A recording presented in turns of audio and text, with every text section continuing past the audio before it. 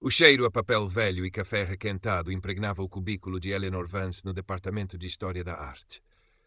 Eram quase 10 da noite, e a luz fraca do monitor iluminava o seu rosto pálido, os olhos azuis cansados fixos num detalhe de um manuscrito medieval. O coque desalinhado já se desfazia, e ela roía a unha do polegar, um hábito nervoso. Um novo e-mail da professora doutora Denike Adebayo brilhava no ecrã, o assunto lacônico, relatório de progresso. O estômago de Eleanor contraiu-se. Cada feedback de Adebayo era como uma pequena lasca de gelo inserida sob a pele. Abriu a mensagem. As palavras da professora, elegantes e precisas como sempre, dissecavam o seu último relatório. Sr. Vance, a sua dedicação é louvável, como sempre. No entanto, questiono a relevância estratégica desta linha de investigação específica para os objetivos mais amplos do departamento. Talvez uma abordagem mais contemporânea fosse benéfica. Eleanor releu a frase várias vezes. Relevância estratégica. Abordagem contemporânea. Eufemismos para isto não me interessa. Ou pior, você não tem futuro aqui. Um leve arrastar de pés no corredor e Sofia Rossi, colega investigadora, espreitou pela porta entreaberta. O seu cabelo ruivo e encaracolado parecia ter uma vida própria, e um sorriso maroto brincava nos seus lábios. Ainda a decifrar os hieróglifos da nossa querida doutora Adebayo? Perguntou Sofia, a voz baixa. Eleanor suspirou, esfregando os olhos por detrás dos óculos de armação fina. Acho que ela acha que iluminuras do século Toitsu não são suficientemente instagramáveis para o departamento. Sofia riu baixinho. Ah, Adebayo. Nunca se sabe se ela está a elogiar ou a preparar a guilhotina. Hoje, por exemplo, o Dr. Carter recebeu um e-mail dela que parecia uma carta de amor acadêmica. Aparentemente, a sua análise da iconografia dos selfies de celebridades é revolucionária. Eleanor forçou um sorriso. Dr. Ben Carter, o protegido de Adebayo, cujo trabalho medíocre era consistentemente elogiado. Lembra-te, Ellie, continuou Sofia, o tom agora mais sério. Com Adebayo é preciso ter cuidado. Ela tem olhos na nuca e ouvidos em todo o lado. Mantém a cabeça baixa e continua o teu excelente trabalho. Excelente trabalho que ela considera irrelevante, murmurou Eleanor. Não des ouvidos, tu és brilhante. Sofia deu-lhe um aperto rápido no ombro. Olha, viste o anúncio da Bolsa de Investigação Avançada? Abriu hoje. É a tua cara. Financiamento a sério, prestígio, tudo. Os olhos de Eleanor brilharam por um instante. A Bolsa de Investigação Avançada. Era uma lenda entre os investigadores juniores, uma oportunidade de ouro. Sentiu uma onda de esperança, rapidamente seguida por uma onda de apreensão. Para conseguir, precisaria do apoio de Adebayo. E isso, sabia ela, seria a parte mais difícil do seu manuscrito iluminado. Nos dias seguintes, a ideia da bolsa consumiu Eleanor. Mergulhou na sua pesquisa sobre as iluminadoras anônimas da Idade Média, mulheres cujo talento fora ofuscado ou deliberadamente apagado pela história. Sentia uma ligação profunda com elas, uma afinidade com a sua luta silenciosa por reconhecimento. A sua proposta começou a tomar forma. Um argumento apaixonado e meticulosamente pesquisado sobre a necessidade de resgatar estas vozes perdidas. Com o rascunho da proposta em mãos trêmulas, agendou uma reunião com a professora Adebayo.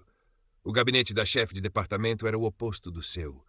Espaçoso, decorado com arte africana contemporânea de cores vibrantes e com uma vista imponente sobre os telhados de Londres.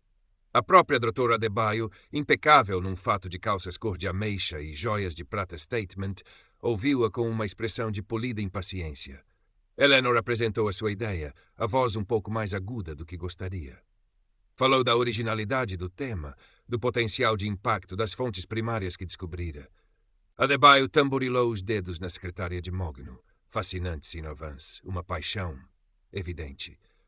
Fez uma pausa e Eleanor sentiu o arrefecimento subtil no tom.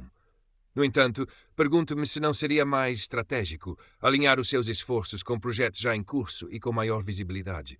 O Dr. Carter, por exemplo, está a iniciar um estudo sobre a influência da arte digital nas narrativas de protesto.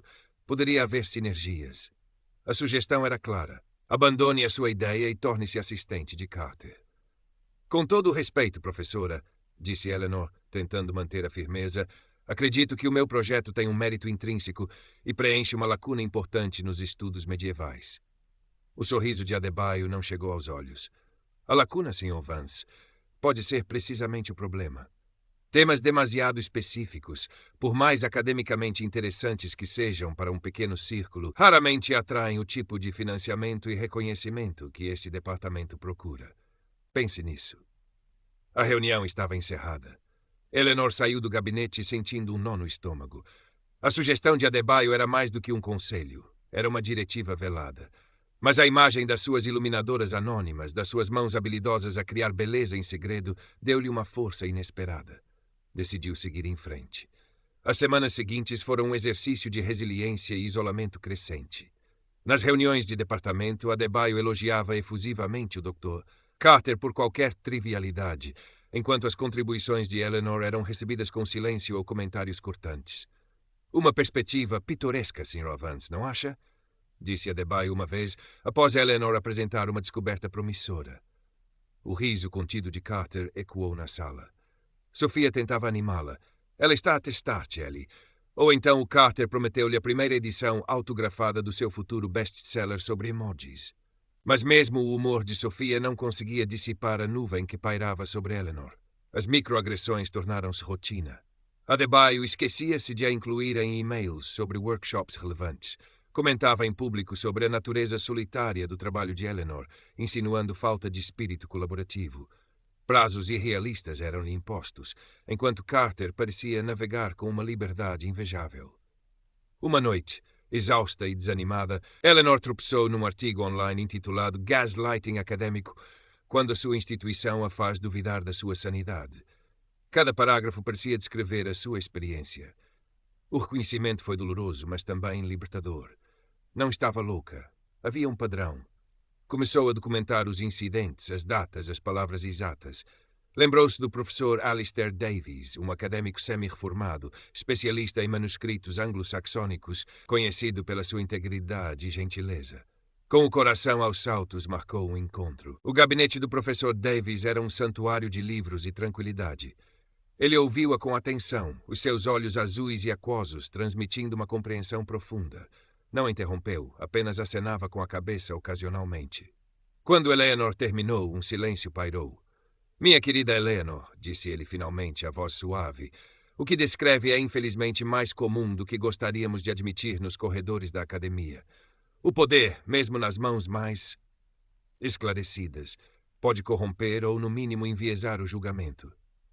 Ele não ofereceu soluções fáceis, não prometeu intervir, mas as suas palavras foram um bálsamo. O seu trabalho sobre as iluminadoras é vital. Não deixe que ninguém a convença do contrário. Lute pela verdade da sua pesquisa. A sua voz é importante. Eleanor saiu do gabinete do professor Davies sentindo-se mais leve. A validação dele deu-lhe a coragem que precisava. A data da apresentação da proposta de bolsa aproximava-se. Mergulhou no trabalho, ensaiando a sua apresentação, antecipando cada possível crítica de Adebayo, preparando respostas lógicas e fundamentadas. O medo ainda estava lá, um nó frio no estômago, mas agora havia também uma determinação férrea.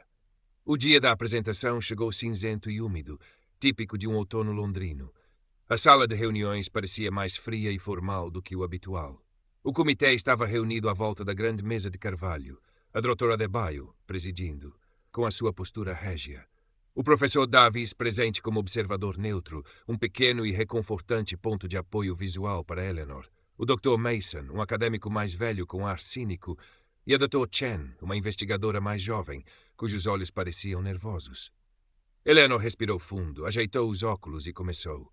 A sua voz tremeu ligeiramente nas primeiras frases, mas à medida que mergulhava no seu tema, na paixão pelas suas iluminadoras esquecidas, ganhou firmeza. Apresentou os seus argumentos com clareza, as suas descobertas com entusiasmo contido, a sua metodologia com rigor.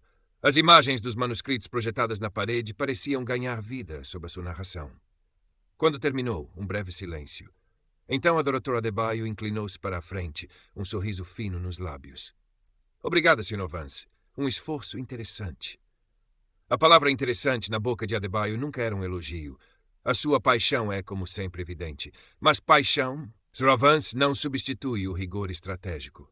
Este projeto, embora academicamente curioso para um círculo restrito, carece da visão e do impacto que esperamos de bolseiros que representam este departamento. Eleanor sentiu o sangue gelar. Eram as mesmas palavras, a mesma desvalorização disfarçada de preocupação institucional. Adebayo continuou, o seu tom agora mais incisivo. Questiono se tem a resiliência necessária para um projeto desta magnitude, Sr. Vance. A investigação a este nível exige mais do que entusiasmo, exige uma certa robustez para navegar as complexidades do mundo acadêmico e garantir resultados tangíveis. O olhar de Adebayo varreu os outros membros do comitê, como se procurasse confirmação. O Dr. Mason anuiu com a cabeça vagamente. A Drotchen olhava para os seus papéis. Eleanor sentiu o pânico a subir, a familiar sensação de ser diminuída, invalidada. Por um instante, quis encolher-se, pedir desculpa pela sua falta de visão. Mas então, o rosto amável do professor Davis surgiu na sua mente, as suas palavras de encorajamento, as suas iluminadoras, a injustiça da situação. Respirou fundo. A mão que segurava os seus apontamentos tremia, mas a sua voz, quando falou, era surpreendentemente calma. Professor Adebayo, começou Eleanor, olhando diretamente para ela, com o devido respeito, discordo da sua avaliação sobre a falta de visão ou impacto do meu projeto. Um murmúrio quase imperceptível percorreu a sala. Adebayo ergueu uma sobrancelha, um misto de surpresa e irritação a transparecer no seu rosto, normalmente impassível. A relevância de compreender as contribuições históricas subrepresentadas, continuou Eleanor, a voz a ganhar força, é, na minha opinião, central para um debate académico robusto e, de facto, para a visão estratégica de qualquer departamento que se preze pela excelência e inclusão. O meu projeto não carece de ambição. Ele redefine a ambição ao focar na excelência que foi sistematicamente negligenciada. Ela fez uma pausa, olhando para cada membro do comitê. Quanto à minha adequação pessoal, ou resiliência, os meus resultados preliminares, as minhas publicações anteriores e as cartas de recomendação de especialistas na área, que presumo o comitê teve oportunidade de ler, falam por si. Este projeto cumpre escrupulosamente todos os critérios explícitos da Bolsa de Investigação Avançada. Adebayo abriu a boca para interromper, mas Eleanor continuou, o tom firme, mas respeitoso. Tenho enfrentado um padrão de desvalorização desde que cheguei a este departamento. O meu trabalho tem sido consistentemente julgado por métricas diferentes das aplicadas a outros colegas. O olhar dela encontrou o de Adebayo por um instante fugaz. O que peço, e o que qualquer acadêmico tem o direito de esperar, é uma avaliação baseada no mérito acadêmico intrínseco da proposta, livre de outras considerações ou percepções não fundamentadas. O silêncio que se seguiu foi pesado, carregado de tensão. A doutora Adebayo estava visivelmente irritada, os seus lábios comprimidos numa linha fina, mas algo na postura de Eleanor a impedia de retaliar com a sua habitual condescendência.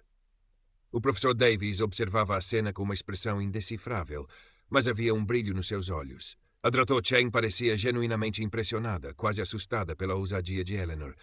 Até o Dr. Mason parecia menos cínico, mais atento. Finalmente, Adebayo recompôs-se. Bem, Sr. Vance, disse ela, a voz fria como aço, o comitê tomará nota dos seus comentários. A decisão sobre a bolsa será adiada para deliberação posterior. A reunião terminou abruptamente. Eleanor sentiu-se esgotada, como se tivesse corrido uma maratona emocional. Mas, por baixo do cansaço, havia uma estranha leveza, uma sensação de ter recuperado algo precioso. Ao sair da sala, Sofia esperava no corredor, os olhos arregalados. Ellie, o que aconteceu lá dentro? Parecia que ia haver uma batalha campal. Eleanor sorriu, um sorriso genuíno, o primeiro em semanas. Acho que finalmente encontrei a minha voz, Sof. Sofia abraçou-a impulsivamente. Foste incrível. Não sei o que disseste, mas a cara da Adebayo quando saíste, impagável. Mais tarde, de volta ao seu pequeno gabinete, o cheiro a livros velhos e café já não lhe parecia tão opressor. Havia uma nova energia no ar, ou talvez fosse dentro dela. Um e-mail do professor Davis surgiu na sua caixa de entrada. Cara, Sr. Vance, permita-me que a felicite pela sua coragem e clareza demonstradas hoje. Independentemente do resultado da bolsa, a sua defesa apaixonada e fundamentada do seu trabalho e, mais importante, do princípio da avaliação justa, foi um testemunho do verdadeiro significado da integridade acadêmica. Fez-me lembrar por que é que nos dedicamos a esta vocação. Com os melhores cumprimentos, Alistair Davis. Eleanor leu e releu o e-mail, as palavras aquecendo-lhe o coração. Olhou pela janela. A chuva londrina continuava a cair.